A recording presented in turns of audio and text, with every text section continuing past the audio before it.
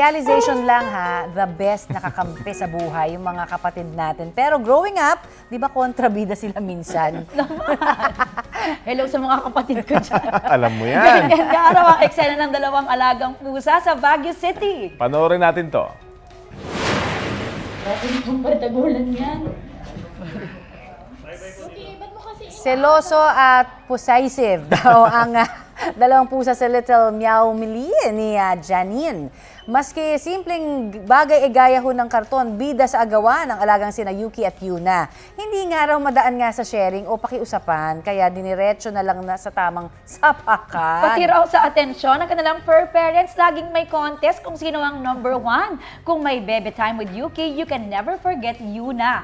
Pag di kasi napagbigyan, asahan mo na ang pamatay na side eye o ang one-to-sawang pagpapapansin. Kaya ang kanilang owners, todo suyo with treats, laruan at lambing. Ang netizens, laugh trip sa away magkapatid. Yuki, Yuna, tama na ang catfight ha, kayo ay Trending! Kapuso, para sa mga maiinit na balita, mag-subscribe sa GMA Integrated News sa YouTube.